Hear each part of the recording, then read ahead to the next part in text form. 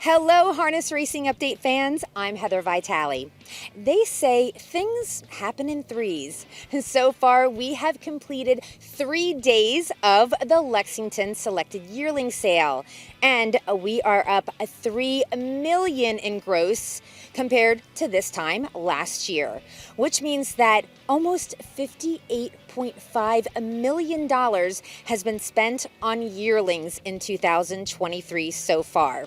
And that makes for a lot of happy consigners, including All-American Harness Breds, who are not selling for day 4, but they've done so well the first 3 days, we definitely wanted to check in with them. So we spoke with General Manager Rob Tribett.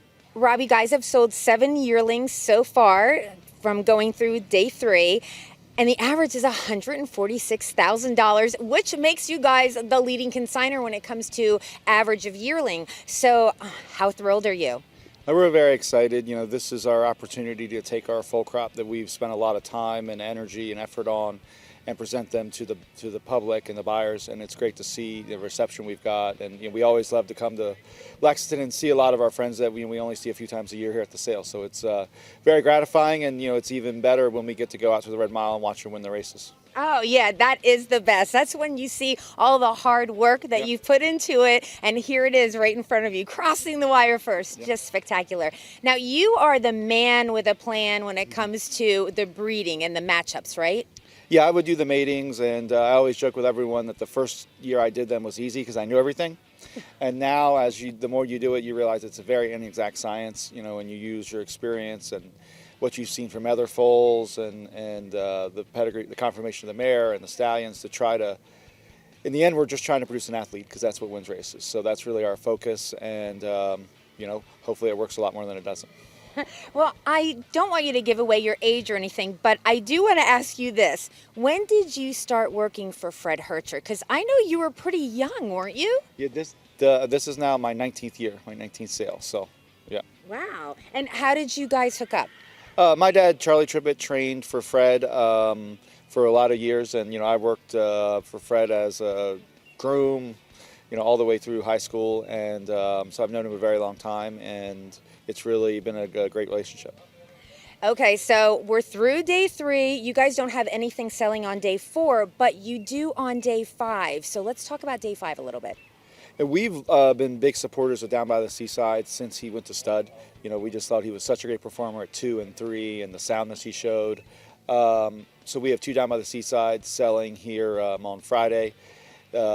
They're both very nice horses out of mares, and the goal of those 2 were to present to that Ohio market, which is such a strong market, and it's a very competitive market.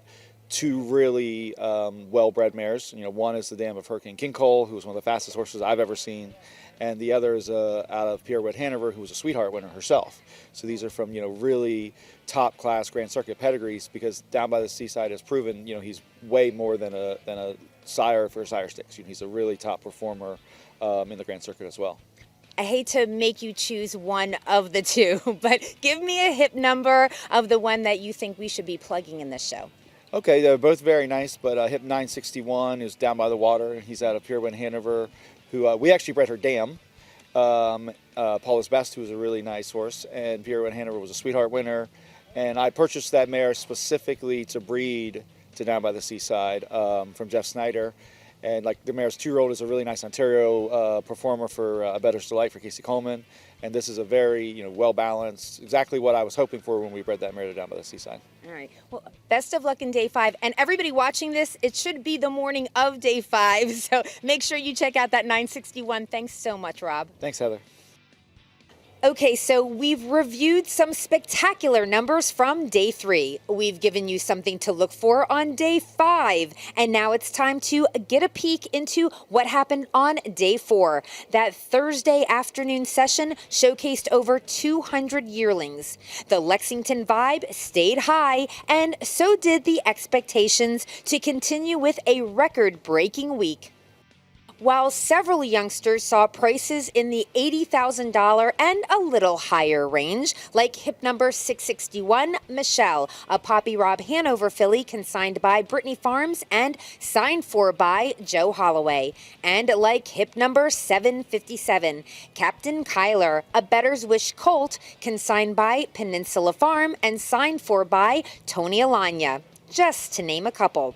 And while Holloway and Alanya are familiar faces at the Kentucky auction, there were also plenty of new buyers at the Lexington Selected Yearling Sale, like Down Under horsemen Gary Barton and Luke McCarthy, who bought hip number 769, Senior Partner, consigned by Cane Run Farm, and they purchased this horse for $35,000.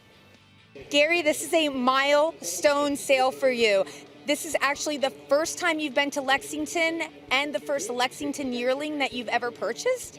Yes, it is. It's obviously we've come over here, Luke and myself, to see the boys, been Todd and Andy, and we got in here, we got a bit of sale fever, and we sent a really nice Better's Delight come through, and we picked him out, and we thought, well, we'll see how we go, and we got him for a nice number. Yeah. If you don't recognize the accent from Australia, I just want everyone to understand that, right? So when you say the boys, you're talking about like Luke McCarthy came with you. He's obviously your guy down there. And then Andy McCarthy, Todd McCarthy, his brothers. So it's been fun visiting. Oh, absolutely. It's certainly not too good on the liver, but nevertheless, we certainly had a lot of fun and a lot of laughs and all the rest. And with the sales here, it's just absolutely amazing. The joke kind of like in harness racing is that John McCarthy is probably the leading sire, right?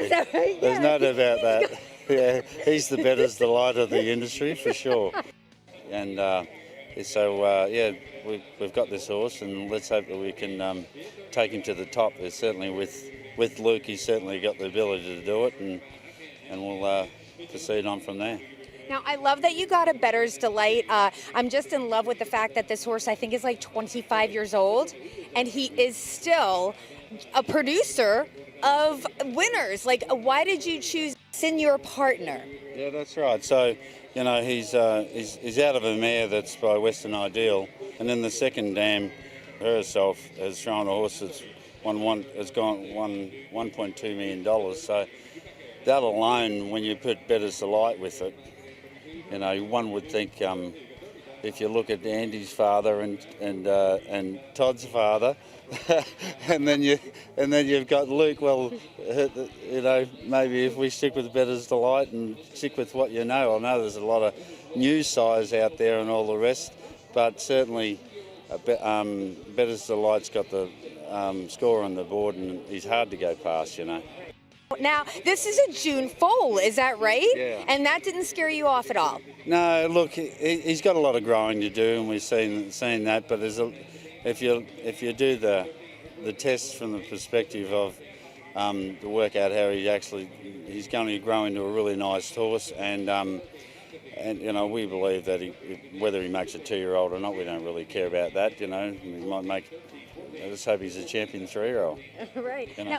Now, who's he going to stay with up here? I mean, are you going to take him back down to Australia, or he'll stay here to train down? Oh, well, no, he'll definitely stay here. Luke and I will decide that as time goes on. But, yeah, so, you know, but obviously he definitely won't go back to Australia. Okay. Yeah. When you decide, I want the exclusive, okay? Rightio, no doubt. Okay. Thank you, Gary. Okay, all right, thanks very much. Dave, I really love a day like this because, let's face it, not everybody has the same budget to buy a yearling, you know? And today I thought, you know, there's diamonds in the rough here. You know, absolutely. And, you know, as we said, the catalog is bigger this year, and the brunt of the excess was today. You know, we sold 20% more horses. We're down 20% in average. Median is down 20%. So, like, statistically, it's very interesting to see how the numbers match out. And anytime you add horses to a session, generally is going to be a little softer. But I was thinking the same thing that you just mentioned around 1 o'clock, 2 o'clock today. I said people come here and they do the work, and they're going to find value. And it'll be interesting to come back and retrace a year from now just to see how many horses that come out of here that do well. So because I believe there are. And we surpassed 64, 65 million, or we're getting close to that number. And through last night we're at 58 million. So it's a lot of money to be absorbed into the industry and distributed to the industry. And there's always going to be pockets, and that's why I say always work the sale right from start to finish. And I think today some people are going to be rewarded for sure. Absolutely. Now, tomorrow, day 5, is always a fun day. It will be crack-a-lackin' around here. So much fun. We hope so. We have a good catalog for tomorrow night, and listen, the Ohio is the main attraction here tomorrow night, and historically and traditionally they show up, and I just hope they do, and hopefully just close on a good note tomorrow night, because it's been a fantastic weekend. I mean, today was a little bumpy, but it all goes hand in hand, and I expect to close on a good night tomorrow night. One thing we haven't talked about is the fact that people can watch this live stream. They can bid online at LexingtonSelected.com. Yeah, and actually, we're as a sales company, we're extremely we're blown away by the number of requests for the proxy bid, more than I thought. I thought maybe pre-pandemic, it was a service that was offered during the pandemic. It was hugely popular, and I thought it would actually dip down a little bit. But this year we're actually pleasantly surprised by the number of requests coming in. So the office is doing a great job trying to go through every button, credit apps, the whole 9 yards. If we don't know you, we got to know you. So they're doing a great job in there, and credit to them. And in fairness, credit to everybody. I mean, Phase Tipton staff is great. The consigners have been working very hard, and they're presenting good product. And the sales office has been working tirelessly. So it's a long week for a lot of people. And tonight, listen, we're out of here at a good time. Hopefully, someone's going to be supporting the restaurants in Lexington, helping the economy. So it's all good. And here again, I think today, just a sign. If you do your work, you're going to find value. And I think that happened today, and we look forward to tomorrow night.